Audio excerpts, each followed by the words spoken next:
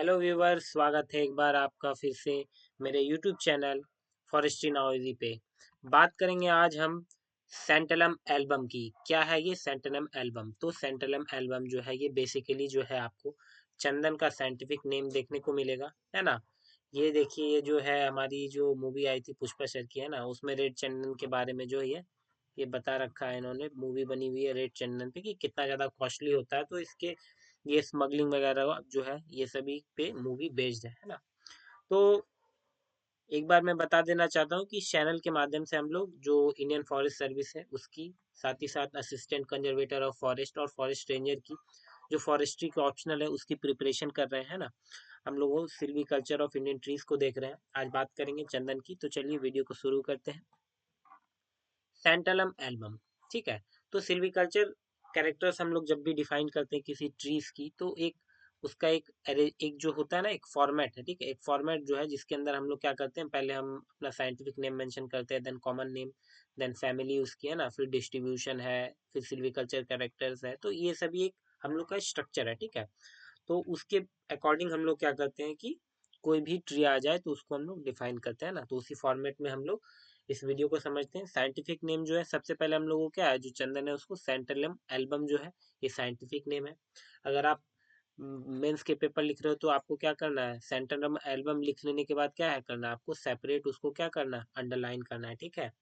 Album का जो ए होगा ये हमेशा आप याद रखिएगा कि हमेशा आपको क्या लिखना है, स्मॉल लिखना है। क्योंकि जो नोमेनक्लेचर है उसका कुछ रूल है, उसके अकॉर्डिंग हमको लिखना है, वरना मार्क्स डिडक्ट हो जाएगा। कॉमन नेम की बात करें तो कॉमन नेम जो है वो चंदन है, आप सभी जानते हैं। इसकी फैमिली, ये किस फैमिली से बिलोंग करता है, तो चंदन जो है बेसिकली ये सेंटालेसिए फैमिली से बिलोंग करता है ना। अब हम देखते हैं डिस्ट्रीब्यूशन की, कि जो इसका वितरण है कहीं कहाँ देखा जाता है। तो जो चंदन है बेसिकली आपको पेनिनसुलर इंडिया जो है ना, ये जो आप इंडिया का मैप देखोगे तो ये बेसिकली जो होता है ये ये वाली जो रीजन है ये पेनिनसुलर इंडिया जो है, पेनिनसुलर पार्ट जो है, तो ये पूरे के पूरे पेनिनसुलर इंडिया में आपको देखने को मिलेगा। The principal tract as which sandalwood occurs include Mysore, Coorg. Main जो एरिया है इसका ये आपको मैसूर, कुर्ग और तमिलनाडु में आपको देखने को मिलता है ना। तमिलनाडु में भी मेनली कहाँ का, तो सेलम है, नॉर्थ एयरकोट हो गया, कोयम्बटूर में हो गया, नीलगिरी हिल जो है वहाँ आपको देखने को मिलती है, त्रिची, कुरनूल और साउथ कनाडा में आपको ये सेंट्रलम एल्बम जो है ये आपको देखने को मिल जाएगा, ठीक है। एल्टीट्यूड की अगर हम बात करें, जो हाइट है बेसिकली, तो ये 300 मीटर से आपको 1500 मीटर तक देखने को मिलता है। बेसिकली इसका जो ऑप्टिमम रेंज होता है वो 500 मीटर टू 1000 मीटर होता है। डेट मीन्स कि ये जो आपको ये मैक्सिमम जो चांस होती है, मैक्सिमम जो अकरेंस देखने की है, ये आपको यहाँ पे इस रेंज में मिल जाएगी। हालांकि ये 1500 मीटर तक भी देखने को मिल जाती है। हिंदी में बात करें तो ये जो है हमारा वैज्ञानिक नेम हो गया हम लोगों का सेंटलम एल्बम, है ना। इसे चंदन भी कहते हैं सामान्य में। फैमिली इसका क्या हो गया, सेंटालेसी फैमिली हो गई। वितरण की बात करें तो ये पूरे प्रायद्वीपीय भारत में प्रमुख क्षेत्रों में जहाँ चंदन पाया जाता है, ठीक है। पहले तो आप ये देखो, ये एक एक पॉइंट्स है, ठीक ना, तो आप याद रखना। पहला तो ये कि ये पूरे प्रायद्वीपीय भारत में पाया जाता है। दूसरा क्या है, प्रमुख क्षेत्रों में जहाँ चंदन पाया जाता है उनमें से कुछ क्षेत्र हैं आपके मैसूर, कुर्ग और तमिलनाडु के कुछ जिलों में, मुख्य रूप से आपका हो गया सेलम, उत्तर आरकोट, कोयम्बटूर, नीलगिरी, त्रिची, कुरनूल और दक्षिण कन्नड़, ठीक है, तो ये शामिल है। ऊंचाई की बात करें तो ये 300 मीटर से 1500 मीटर्स में देखा जाता है। लेकिन जो आदर्श सीमा है ना, जो वो आपको 500 से 1000 मीटर में देखने को मिलेगी। टोपोग्राफी की अगर हम बात करें तो टोपोग्राफी में आपको जो ये चंदन है ये फ्लैट जो प्लेन्स वगैरह होते हैं वहां पे देखने को मिलता है, और slightly undulating terrain, that means कि जो टेरेन है वो ज़्यादा आपको अंडुलेटिंग नहीं होना चाहिए, थोड़ा मोड़ा चलेगा। सॉइल की अगर हम बात करें तो जो चंदन है ये मॉइस्ट एल्यूवियल सॉइल पे अच्छा खासा आपको देखने को मिल जाएगा along the banks of river, ठीक है। इसीलिए देखिए जो मूवी वगैरह में भी आपको दिखाया गया है जो तस्करी है ना, ये देखो ये क्या है, रिवर है ना। तो बेसिकली जो पेड़ वगैरह काट के क्या करते हैं वो नदी के माध्यम से क्या करते हैं वो ट्रांसपोर्ट कर देते हैं ना, जो आपका ट्रांसपोर्ट कर देते हैं। तो ये नदी इसीलिए चूंकि जो ट्री है ये आपको देखने को मिलेगी along the banks of river, ठीक है, वहाँ पे। क्लाइमेट की अगर हम बात करें तो टेम्परेचर जो रेंज है मैक्सिमम की बात करें तो ये 25 degree Celsius to 35 degree Celsius तक माना गया है, और यहाँ पे मिनिमम टेम्परेचर जो है आपकी इसके लिए 15 degree Celsius to 20 degree Celsius, ठीक है। रेनफॉल की अगर हम बात करें तो ये 16 सेंटीमीटर से 120 सेंटीमीटर में देखा गया है। एसोसिएट्स की मैं बात करूँ, एसोसिएट्स क्या होता है, बेस्ट फ्रेंड वाले एग्जाम्पल से हमने समझा था कि एसोसिएट जो है कि ऐसी ट्री स्पीसीज जो किसी एक पर्टिकुलर ट्री स्पीसीज के साथ वो देखने को मिलती है। जैसे अगर मान लीजिए चंदन है ना, अगर चंदन का फॉरेस्ट कहीं है तो उसके आसपास आपको ये सभी दिख जाएंगे, जैसे कि डेंड्रोकैल्मस स्ट्रिक्टस। डेंड्रोकैल्मस स्ट्रिक्टस जो है इसके क्या है, ये बैम्बू जो है उसकी स्पीसीज है, ठीक है। जिजुपस जुजुबा जो हो गया ये हम लोग का बेर है, एल्बिजिया लेबेक हो गया हमारा ये, और एनोजीसस लैटिफोलिया, ठीक है। Sorry। देखिए हिंदी में क्या है, भू आकृति, तो ये देखिए समतल भूमि पे होता है, इसके साथ ये थोड़ी लहरदार भू आकृति पे आपको देखने को मिलता है। मिट्टी की अगर हम बात करें तो ये नदी के किनारों पर नम जलोढ़ मिट्टी में पनपती है। जलवायु देख लीजिए आप, तापमान अधिकतम आपको 25 डिग्री सेल्सियस से 35 डिग्री सेल्सियस, और न्यूनतम की अगर हम बात करें तो 15 डिग्री से 20 डिग्री देखने को मिलेगा। वर्षा में आपको 60 सेंटीमीटर से 120 सेंटीमीटर। सहकारी वृक्ष डेट मीन्स एसोसिएट जो है आपके, है ना, एसोसिएट जो है, एसोसिएट में आपको डेंड्रोकैल्मस स्ट्रिक्टस हो गया, जिजुपा जुजुबा हो गया, एल्बेजिया लेबेक हो गया, इसके साथ एनोजिसस लैटिफोलिया मिल जाएगा।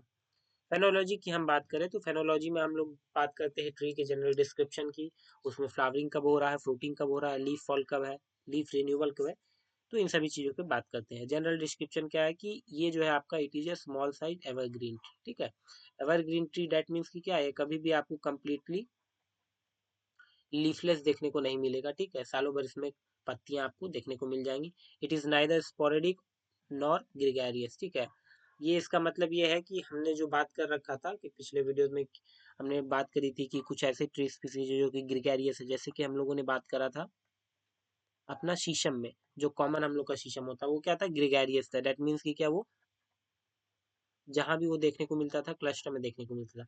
बट इसके केस में ऐसा नहीं है, ना ही ये क्लस्टर में देखने को मिलेगा, ना ही स्पोरेडिक। दैट मीन्स कि ये पूरा अकेला भी इक्का दुक्का नहीं, ये एज कम्पेयर टू आपको नॉर्मली जो है ये आपको बुशेज के रूप में है ना वो सब में दिख जाएगा, बुशेज और आपके श्रब्स श्रब्स वगैरह में, क्योंकि ये स्मॉल साइज एवरग्रीन ट्री है ना, तो ये ना ही स्पोरेडिक और ग्रेगेरियस आप ये नहीं कह सकते हो कि ये स्पोरेडिक है या ग्रेगेरियस है।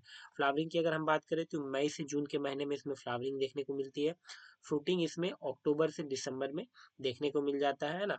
लीफ फॉल जो है इसमें लीफ फॉल नहीं होता है, इसीलिए चूंकि क्या है कि ये एवरग्रीन ट्री स्पीसीज है। तो आप हम लोग जो बात करते हैं फेनोलॉजी में कि लीफ फॉल दैट मीन्स कि क्या कंप्लीट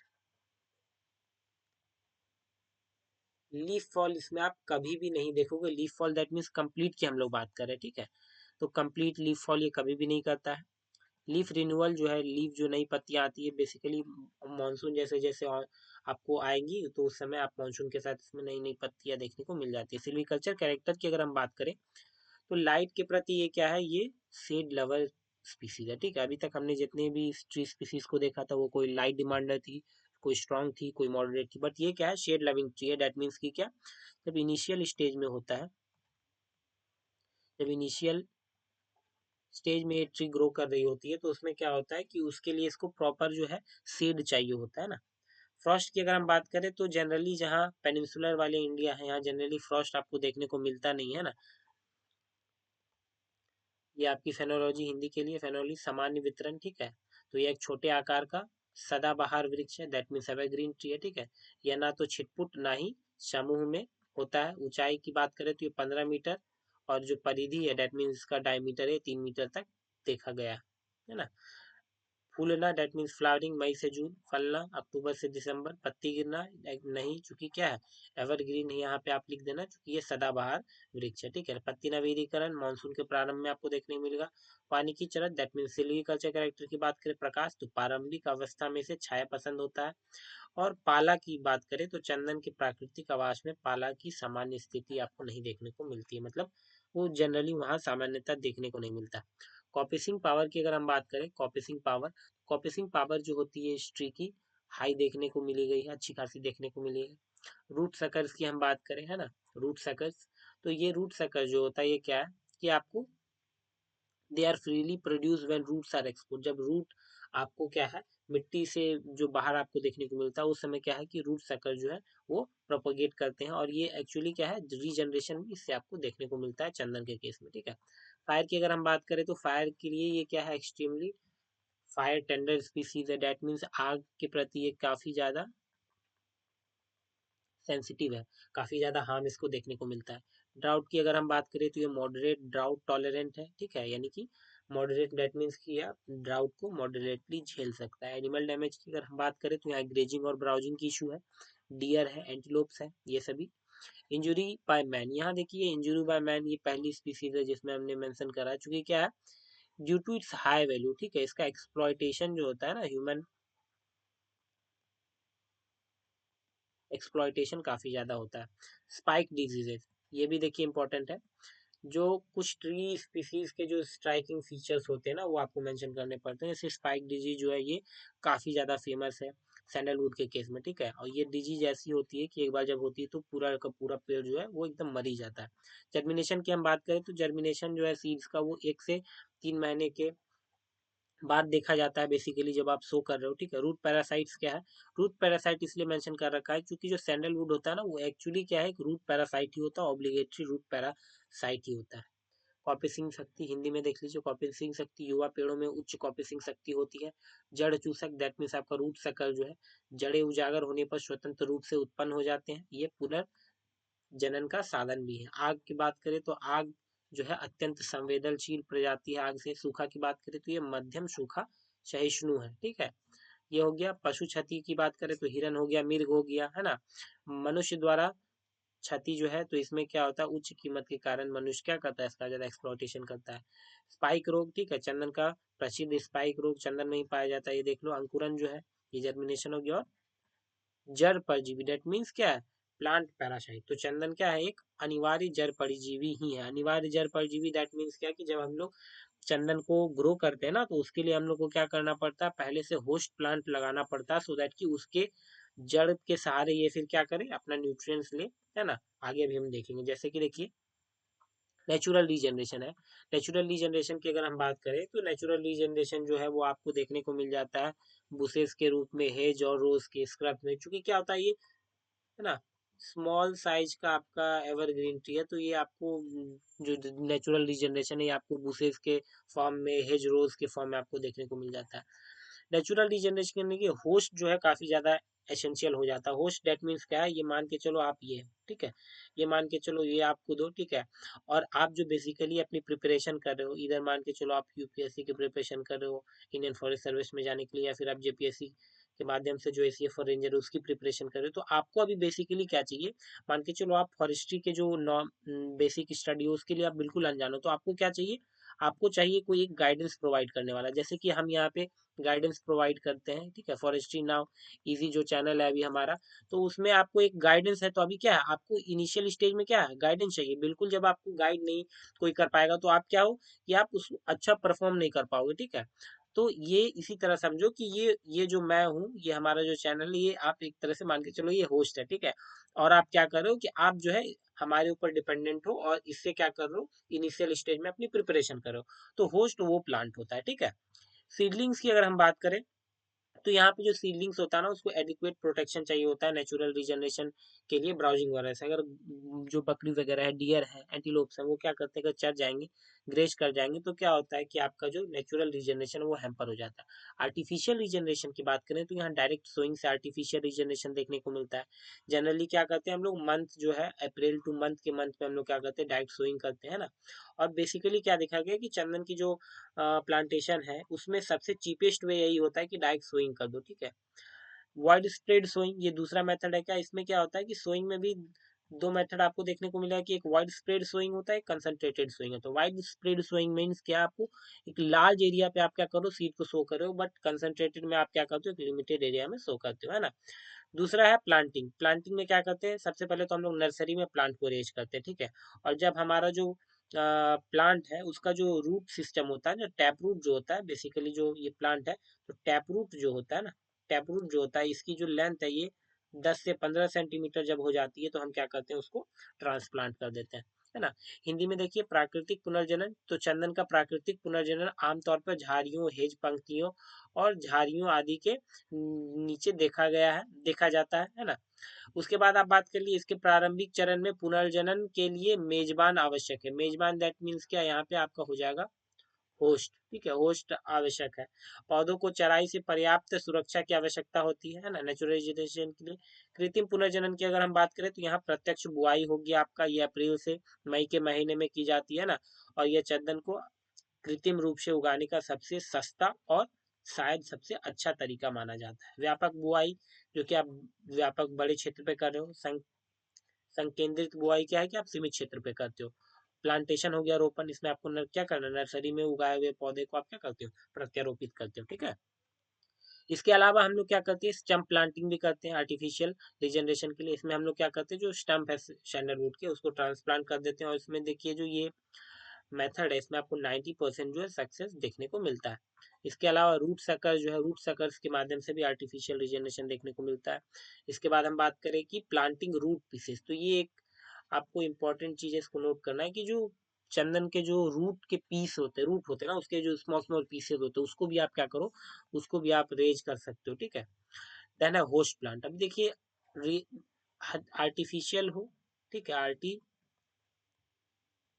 रीजनरेशन अगर हम लोग करवा रहे हैं तो हम लोग को क्या आर्टिफिशियली उसको होस्ट प्लांट प्रोवाइड कराना होगा। तो हम लोग क्या करते हैं, नीम जो है और कैसिया सियामिया जो है, ये दोनों प्लांट जो है, ये हम लोग क्या करते हैं, पहले लगा देते हैं। उसके बाद फिर हम लोग क्या करते हैं, वहाँ पे चंदन की सोइंग करते हैं। इससे क्या होता है कि जो हमारा एक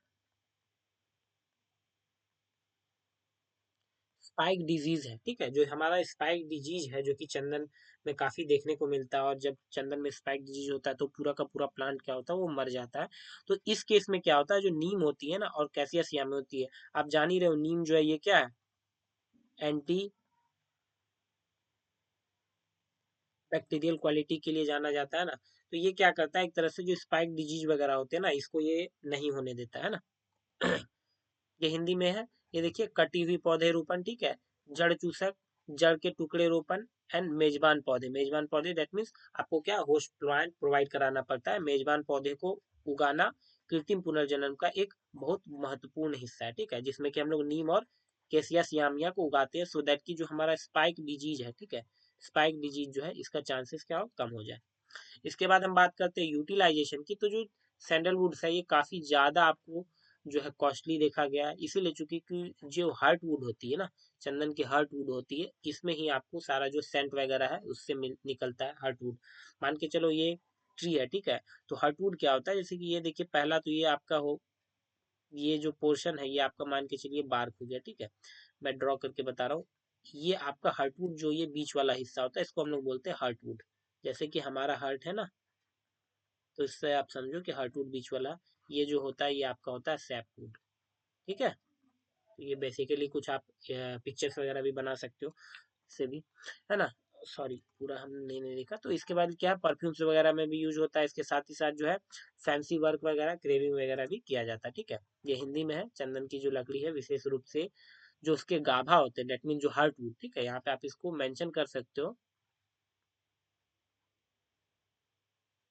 सॉरी, आप यहाँ इसको